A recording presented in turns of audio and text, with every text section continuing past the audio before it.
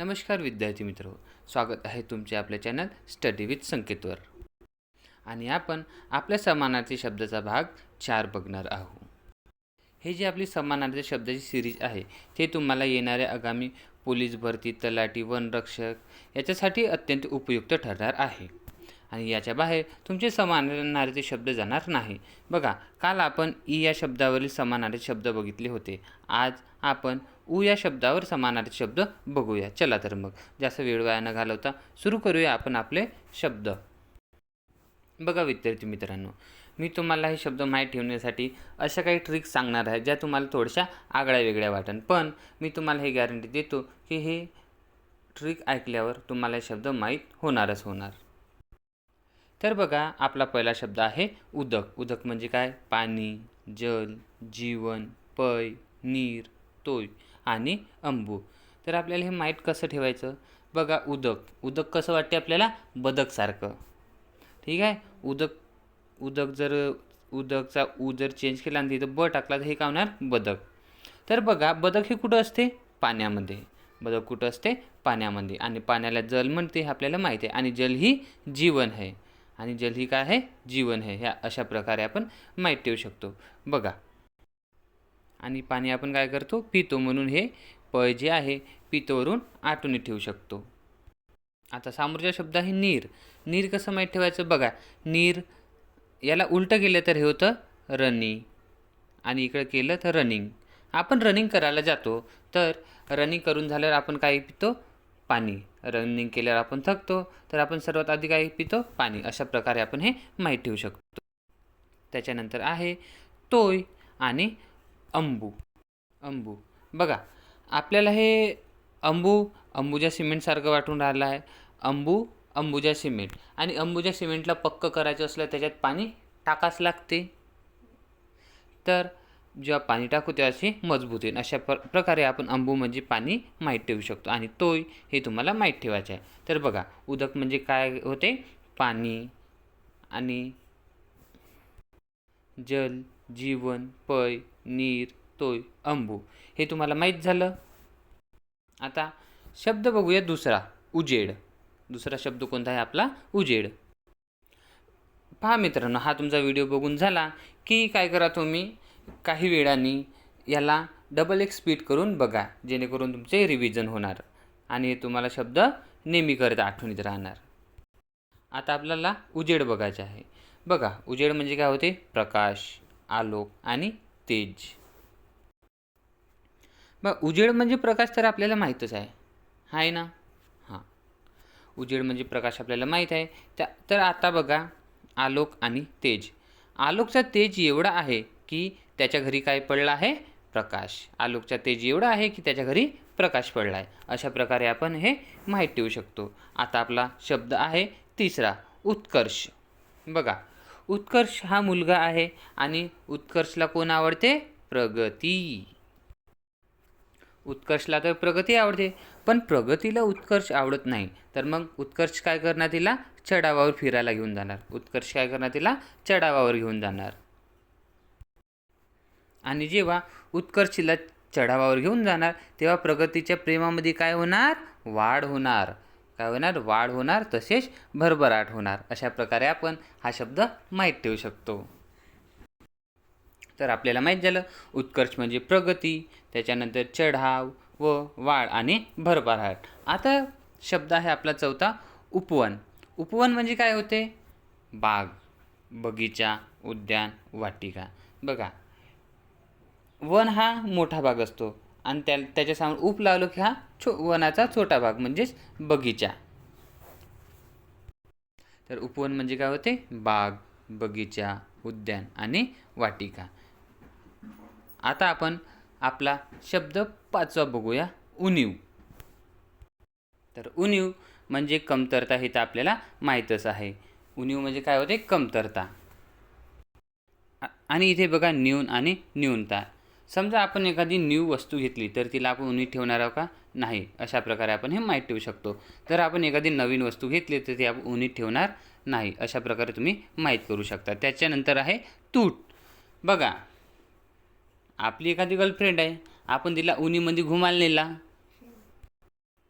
तर ते उन्हीमध्ये काय पडणार, काळी पडून जाणार आणि इथे काय करणार, मग मग आपल्याला आपल्या प्रेमातून ते तुटून जाणार. मग ते काय म्हणणार आहे, तेरा मेरा ब्रेकअप, म्हणजेच उन्हीत घुमाला नेऊ, तर काय होणार, आपल्याला रिश्ता तुटून जाणार. अशा प्रकारे तुम्ही माहीत ठेवू शकता. तर बघा, उणीव म्हणजे कमतरता, न्यूनता आणि तूट. अशा प्रकारे तुम्ही माहीत ठेवू शकता. आपला शब्द 6वा आहे उदर. उदर म्हणजे पोट. उदर म्हणजे काय होते, पोट. आता शब्द 7वा उत्सव. उत्सव म्हणजे सण, सोहळा आणि समारंभ. बघा, उत्सव म्हणजे सण, सोहळा, समारंभ हे खूप सोपं आहे आणि आपल्याला हे माहीत ठेवणं पण सोपे जाणार. आता शब्द आहे आपला 8वा उत्साह. काय आहे, उत्साह. आता उत्साह म्हणजे काय होते, हुरूप, उमेद आणि जोम. तर आपल्याला हे माहीत ठेवायचं आहे. हे आपण माहीत कसं ठेवू. समजा आपण एखाद्या मोठ्या मल्टीनॅशनल कंपनीमध्ये कामाला गेलं, तर तिथे आपण सुरुवातीला कामाला जाऊ तर आपल्यामध्ये काय राहणार आहे, उत्साह राहणार आहे. काय राहणार आहे, आपल्यामध्ये कामासाठी उत्साह राहणार आहे. आणि आता बघा, याचे समानार्थी शब्द आहे हुरूप. हुरूपमध्ये रूप आलं, आपण तिथे कामाला गेलं आणि आपल्याला एखादी कोणाचे सुंदर रूप दिसलं तर आपण काय होऊ, मनमोहक होऊन जाऊ. काय होऊन जाऊ, मनमोहक होऊन जाऊ. अशा प्रकारे आपण उत्साह म्हणजे हुरूप माहीत ठेवू शकतो. या तुम्ही हे रूप बघून उत्साहित पण होऊ शकता. रूप बघून काय होऊ शकता, उत्साहित होऊ शकता. त्याच्यानंतर आपण एखाद्या कंपनी उत्साहाने कामाला गेलो तर आपल्याला उमेद असते की चांगला पेमेंट मिळणार. काय असते, उमेद असते की चांगला पेमेंट मिळणार. उमेद, चांगला पेमेंट. त्याच्यानंतर चांगला पेमेंट मिळेल त्यासाठी आपण काय करू, जोमाने काम करू. जोम म्हणजेच जोमाने. अशा प्रकारे आपण हे माहीत ठेवू शकतो. तर उत्साह म्हणजे हुरूप, उमेद आणि जोम. चला, आता शब्द आहे आपला 9वा उदास. शब्द 9वा कोणता आहे, उदास. ह्याचे समानार्थी शब्द आहे खिन्न, दुःखी आणि कष्टी. आपण हे कसं माहीत ठेवणार, तर बघा, एखादी व्यक्ती आहे, तो खूप काय करते, कष्ट करते. कष्टीवरून आपण काय आठवण ठेवू, कष्टी. तर तो खूप कष्ट करते पण त्याला पाहिजे तशी त्या कष्टाचे फळ भेटत नाही, म्हणून तो काय होणार, दुःखी होणार. म्हणून तो काय होणार, दुःखी होणार. आणि दुःखी झाला तर लोक काय, त्याची खिल्ली उडवणार. खिन्नवरून आपण आठवण ठेवू शकतो की खिल्ली. लोक काय उडवणार, त्याची खिल्ली. म्हणून खिल्लीवरून तुम्ही खिन्न आठवणी ठेवू शकता. तर उदास म्हणजे कष्टी, दुःखी आणि खिन्नी. आता आपला शब्द आहे 10वा उदार.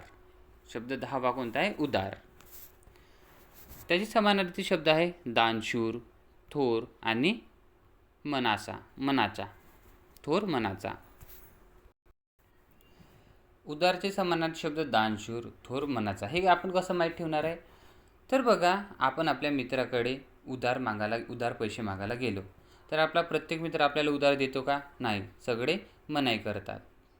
तर मग त्याच्यातून असा एखादा मित्र निघतो जो आपल्याला उधार मागताबरोबर देऊन देतो. तर आपल्या मनातून त्याच्यासाठी काय निघते, तो दानशूर आहे आणि तो थोर मनाचा आहे, असा आपण त्याच्याबद्दल विचार करतो. कसा विचार करतो, दानशूर मनाचा आणि थोर मनाचा. असं आपलं हे उदार आहे. चला, त्याच्यानंतर शब्द आहे आपला 11वा उतावीळ. मित्रांनो, तुम्हाला जर हे ट्रिक आगळी वेगळी वाटली तरी हे शब्द तुमच्यासाठी पोस्ट मिळवून देण्यासाठी अत्यंत उपयुक्त आहेत. म्हणून मन लावून क्लास बघा आणि काही वेळाने याला XX करून पुन्हा बघा, जेणेकरून हे शब्द तुम्हाला नेहमीकरिता माहीत होणार. तर बघा, उतावीळ. आता हे आपण कसं माहीत ठेवू, तर याचे समानार्थी शब्द काय आहे, सोशिक नसलेला आणि घाई करणारा. बघा, जो उतावळा व्यक्ती राहतो तो नेहमी घाई करतो. काय करतो, नेहमी घाई करतो. आणि आपण त्याला कसे समजतो, सुशिक्षित नसलेला. सोशिक नसलेला आवरून आपण समजू शकतो की सुशिक्षित नसलेला. अशा प्रकारे तुम्ही हे माहीत ठेवू शकता. तर उतावीळ व्यक्ती काय असतो, नेहमी घाईत असतो आणि तो कसा असतो, सुशिक्षित नसतो. अशा प्रकारे तुम्ही हे माहीत ठेवू शकता. त्याच्यानंतर आपला शब्द आहे उपहास. उपहास म्हणजे माहीत आहे आपल्याला थट्टा, मस्करी आणि विडंबन. उपहास म्हणजे काय होतो, आपण एखाद्याची थट्टा उडवतो, मस्करी करतो आणि त्याची विटंबना करतो, म्हणजेच उपहास हे आपल्याला माहीत ठेवायचे आहे. आता आपण आपला शब्द बघू समोरचा उपद्रव. कोणता शब्द आहे आपला उपद्रव. समजा एखाद्या व्यक्तीला कोणाचा छळ करायचा असला तर त्याच्या अंगावर असा द्रव टाकतो, त्याच्या अंगावर काय करतो, असा द्रव टाकतो की त्याच्यामुळे त्याला त्रास होईल, पीडा होईल. अशा प्रकारे आपण उपद्रव म्हणजे त्रास. आता आपला शब्द आहे उशीर. उशीर म्हणजे काय, विलंब करणे. उशीर म्हणजे विलंब. आता समोरचे शब्द उजवा. बघा याचे समानार्थी शब्द काय आहे, शुभ, अनुकूल आणि डाव्याच्या उलट. तर पहा, आपण एखादे शुभ कार्य करायला जात राहिलो तर काय आपल्याला कोणी काय सांगत, नेहमी उजव्या हाताने त्याची सुरुवात करावी. कशी सुरुवात करावी, उजव्या हाताने सुरुवात करावी. हां, तर शुभ कार्य करायच्यासाठी आपण काय करतो, नेहमी उजव्या हाताने सुरुवात करतो. आणि शुभ म्हणजेच अनुकूल होते हे आपल्याला माहीत आहे. आणि बघा उजव्याच्या विरुद्ध काय होते, डावा. उजव्याच्या विरोधात डावा. अशा प्रकारे तुम्ही हे माहीत ठेवू शकता. म्हणजे उजवा त्याच्या विरोधात डाव्याचा उलट हे याचे समानार्थी शब्द झाले. तर उजव्याचे समानार्थी शब्द काय आहे, शुभ, अनुकूल आणि डाव्याच्या उलट. त्याच्यानंतर आहे उत्पत्ती. त्याच्यानंतर काय आहे, उत्पत्ती.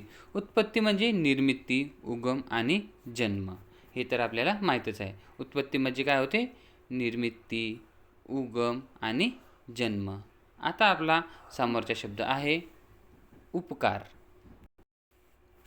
तर बघा विद्यार्थी मित्रो, हे तुमचे असे शब्द आहे जे तुम्हाला हमखास एक्झाममध्ये विचारल्याच जाणार. जेव्हा तुम्ही महाराष्ट्रामधील कोणती एक्झाम द्यायला जा, जेव्हा तुम्ही त्या एक्झामला बसाल आणि तुम्हाला हे शब्द एक्झाममध्ये दिसेल तेव्हा तुम्हाला माझा क्लास नक्की आठवल.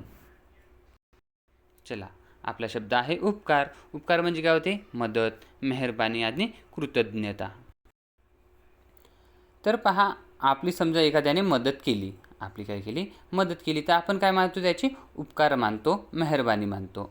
आपण काय मानतो, त्याची उपकार मानतो आणि मेहरबानी मानतो. आणि आपण त्याच्याशी कशी वागतो, कृतज्ञतेने वागतो. अशा प्रकारे आपण हे माहीत ठेवू शकतो. तर उपकार म्हणजे काय, मदत, मेहरबानी आणि कृतज्ञता. त्याच्यानंतर आपला समोरचा शब्द आहे उग्र. पहा, उग्र म्हणजे भीषण, भयानक आणि तीव्र.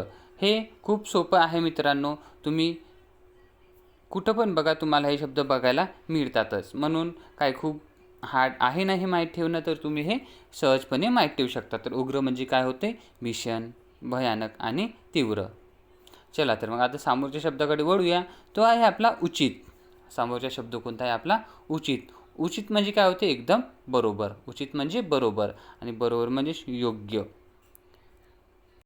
तर समोरचा शब्द आहे रास्त. आता हे रास्त कसं माहीत ठेवू शकतो आपण, बघा रास्त आपल्याला रस्त्यासारखा वाटून राहिला, रास्ता आपल्याला रस्त्यासारखा वाटतो.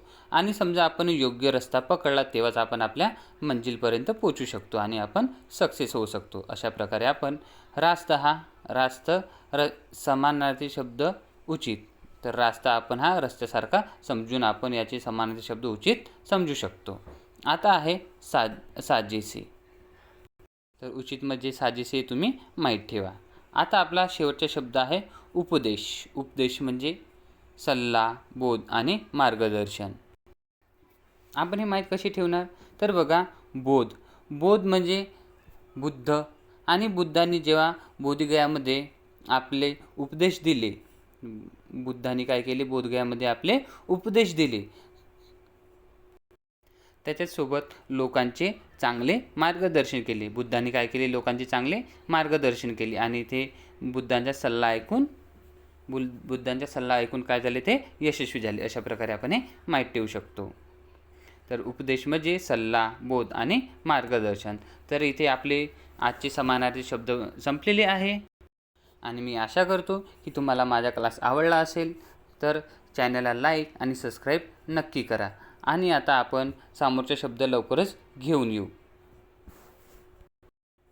आणि तेव्हापर्यंत तुम्ही अभ्यास करत राहा. धन्यवाद.